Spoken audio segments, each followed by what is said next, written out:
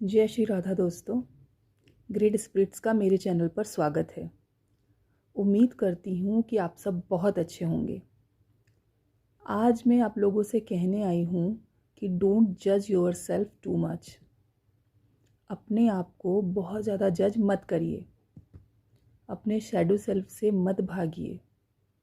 उसको ऐसी नज़र से मत देखिए। ये शैडो सेल्फ ही तो है जिसने आपको आज यहाँ पहुँचाया है। ये वुंड्स ही तो है जो हमें वहाँ देखने के लिए मजबूर करती है जहाँ हम एक सामान्य ज़िंदगी में कभी नहीं देखना चाहते, ना ही देखते हैं। एक बार पीछे मुड़कर देखिए, महीनों पहले, सालों पहले, एक बार चेक करिए कि अगर ये शैडो सेल्फ, ये वुंड्स आपके सरफेस पे ना आए होते, या इनके सरफेस पे आने से जो आपकी ज़िंदगी में रिफ्लेक्ट हुआ, वो स्थितियाँ पैदा ना होती, तो क्या आज आप लोग वहाँ होते जहाँ आप लोग आज हैं?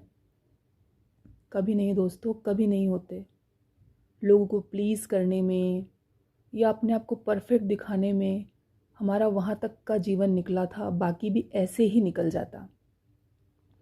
ये शैडो ही है, ये हमारा डार्क साइड ही है जिसने हमको मजबूर किया हमारे इस रूप में बदलने के लिए।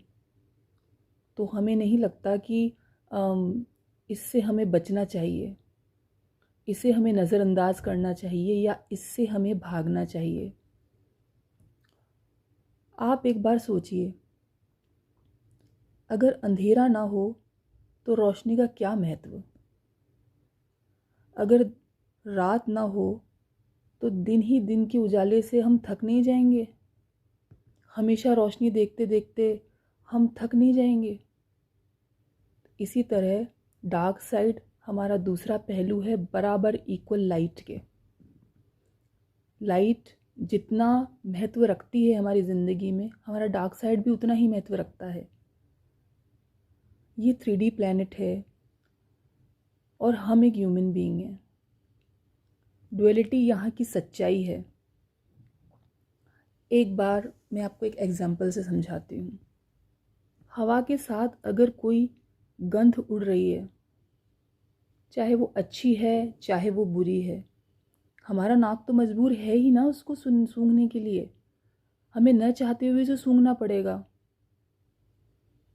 कोई आवाज़ है, वो हमें बहुत इरिटेट कर रही है, हमें पसंद नहीं आ रही है, या कोई मधुर संगीत भी है, हमारे कान तो मजबूर हैं उसे सुनने के लिए, क्योंकि हम यहाँ हैं जब तक, और इस शरीर में जब तक हैं, हमारे सेंसेस तो काम करेंगे ही।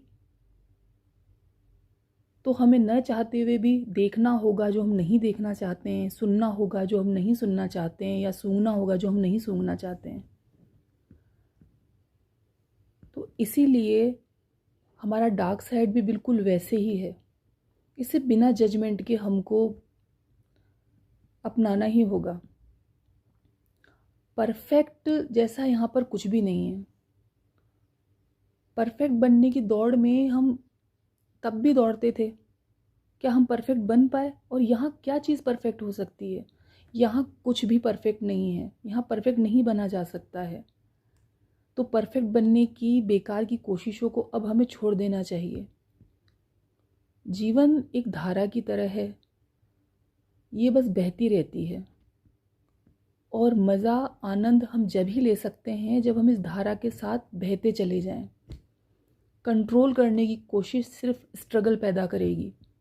रुकेगी ये जीवन फिर भी नहीं, ये धारा फिर भी नहीं रुकेगी, ये फिर भी वैसे ही चलेगी जैसे इसे चलना है। सिर्फ और सिर्फ एक ईगो सेल्फ को सेटिस्फाइड करने के लिए हम एक कंट्रोल की जो भावना हमारे अंदर हमेशा से है, अगर हम उसे करेंगे तो सिर्फ स्ट्रगल पैदा होगा, व्यवस्थाएं और ज़्यादा बिगड़ सकती हैं। तो कंट्रोल किस चीज़ का?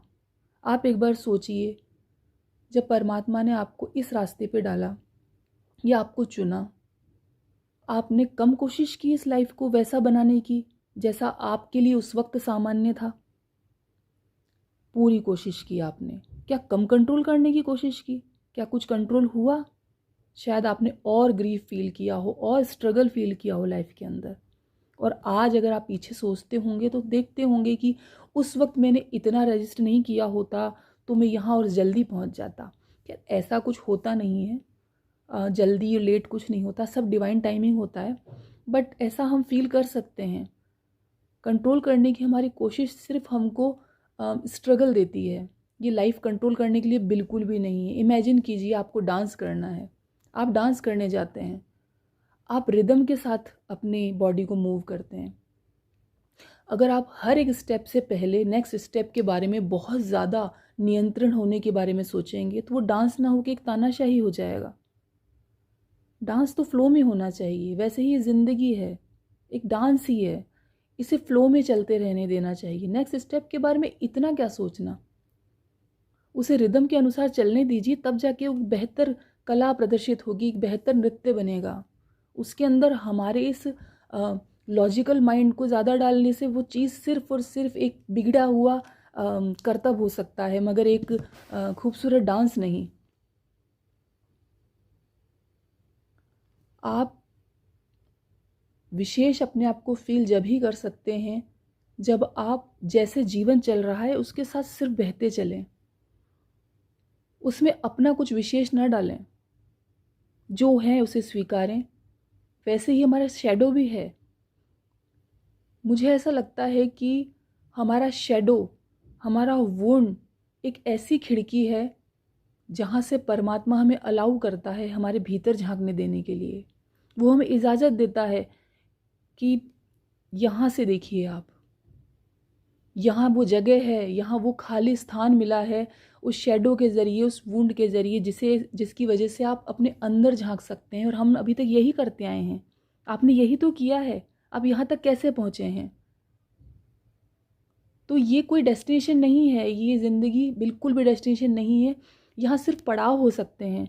हम सोचें हम आज जाग गए हैं, नहीं, हम यहाँ जागते रहना ही हमारा काम है हर पड़ाव पे। यहाँ मंजिल जैसा कुछ भी नहीं है। यहाँ पे सिर्फ डे बाय डे हम कुछ सीखते जाते हैं और एक पड़ाव आता है, फिर एक नई जर्नी शुरू हो जाती है। यहाँ सिर्फ सफ़र है। यहाँ ऐसा कुछ नहीं है जहाँ हमें ठहर जाना है या रुक जाना है। रुकने जैसा यहाँ पर कुछ नहीं है। यहाँ चलते रहना ही है। जीवन का नाम चलते रहना है।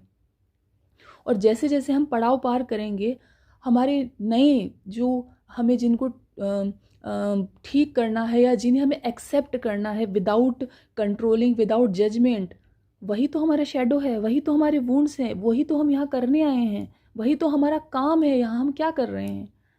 क्या सुबह शाम भोजन करना, सोना, सिर्फ यही हमारा काम है यहाँ आने का? नहीं, ये बिल्कुल भी नहीं है। हमारा जो रियल उद्देश्य मैं मानती हूँ कि बाहरी उद्देश्य बाद में है, पहले हमारा रियल उद्देश्य अपने आप को पूर्ण रूप से स्वीकार करना, हम जैसे हैं एज इट इज़ वैसे स्वीकार करना।